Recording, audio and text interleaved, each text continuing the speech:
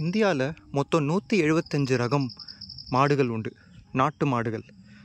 ஒவ்வொரு 50 கிலோமீட்டர் தாண்டி போனாலும் மாட்டுடைய ரகங்கள், முகம், உடல் அமைப்பு அத்தனையும் மாறும். இப்போ நம்ம பார்க்குறது காஞ்சிபுரம் பக்கத்தில் இருக்கிற காஞ்சி குட்டை பசு. பார்க்குறதுக்கே காளை மாதிரி இருக்கும், அவ்வளோ பிரம்மாண்ட பசு. இந்த பசுக்கள் அரிய வகையாக இப்போது அழியறதுக்கு, அழிவின் விளிம்பில் இருக்குது.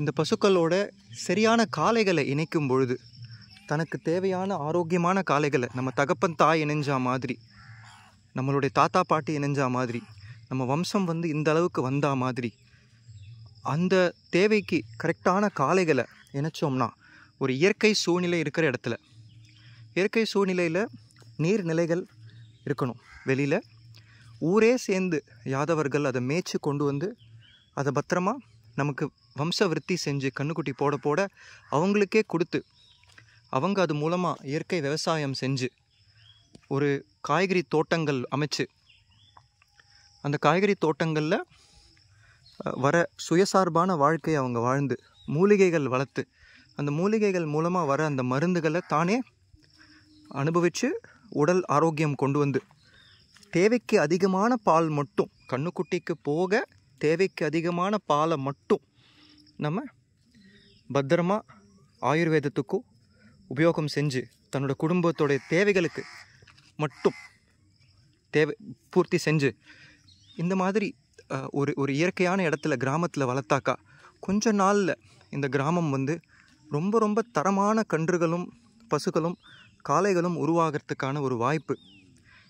கோமாதா அழிஞ்சா, பசுமாடு அழிஞ்சதுன்னா, நம்ம நாட்டு மாடு அழிஞ்சதுன்னா நம்ம குழந்தைங்களுக்கு சாப்பாடு கிடையாது.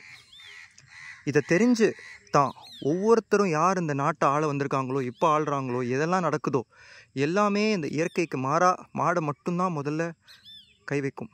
மாடு அழிஞ்சதுக்கப்புறம் எப்படியெல்லாம் இந்த மாடு அழிக்கிறதுக்கான சூழ்ச்சி நடக்குது இந்த உலகத்தில். செயற்கை ஊசி போடுறாங்க, ஆர்டிஃபிஷியல் இன்செமினேஷன். அதுக்கு இத்தனாயிரம் கோடிகள் நடந்து 20 வருஷம் வாழற ஒரு பசுமாடு, நம்மளுடைய பசுமாடு, இந்த காளை இயற்கை முறையில் அது ஏறித்துனா 20 வருஷத்தில் 16 குழந்தைகள் போடும். ஆனால் அதை ஊசி போட்டால் வெறும் 3 குழந்தையில் அது அடிமாடாக கறிக்கு ஏற்றி போயிடும். ஸோ இது ஒரு பெரிய ஒரு சூழ்ச்சி. 2 லட்சம் கோடிக்கு மேலே ஒரு வருஷத்துக்கு நம்ம ரசாயன பொருட்கள் கொண்டு வரோம் இந்த நாட்டுக்குள்ளே.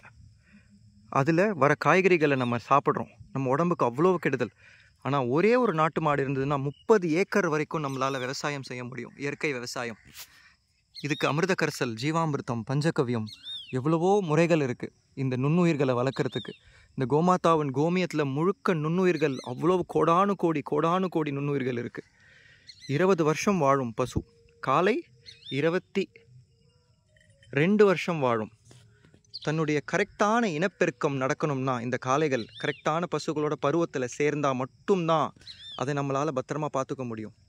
ஏதோ ஒரு காளை பருவம் தனக்கான துணை கிடைக்கலன்னா, அந்த காளை 2 காளை சண்டை மட்டும் போட்டுச்சுன்னா நம்ம அதுக்கு நடுவில் போனால் அது நம்மளை கொன்னுட்டு தான் அந்த சண்டையை கண்டினியூ பண்ணும். ஸோ இதை கும்பலாக காப்பாற்றிட முடியுமா? 1 ஏக்கர் வச்சு 10 மாடை நம்ம அப்படியே கட்டி போட்டு காப்பாற்றிட முடியுமா? ஒரு காலை போதுமா? நமக்கு 2 காலை போதுமா? நம்ம கதையை மட்டும் பார்த்துப்போமா? அப்படிங்கிற விஷயத்திலேருந்து மாறி ஏன் கிருஷ்ணர் யாதவ குலத்தில் பிறந்தார், அவர் எப்படி இந்த காளைகளை, பிரம்மாண்ட காளையும் பசுவையும் ஒன்றா மேய்ச்சி கொண்டு போய் புல்லாங்குழலில்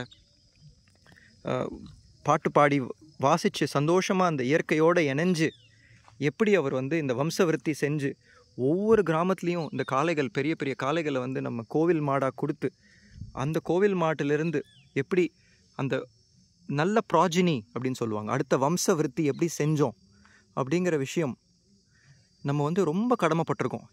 இப்போ ஆராய்ச்சி செய்கிறதுக்கு இப்போ நடக்குது. இந்த ஒரு கிராமம், ஒவ்வொரு கிராமத்துலேயும் மட்டும் இந்த ஒரு அவேர்னஸ் வந்துருச்சுன்னா, இந்த விழிப்புணர்வு வந்துருச்சுன்னா நம்மளால் ரொம்ப ரொம்ப சுலபமாக பழைய இந்தியாவை மீட்டெடுக்க முடியும். கோமாதாவின் வழி மூலம்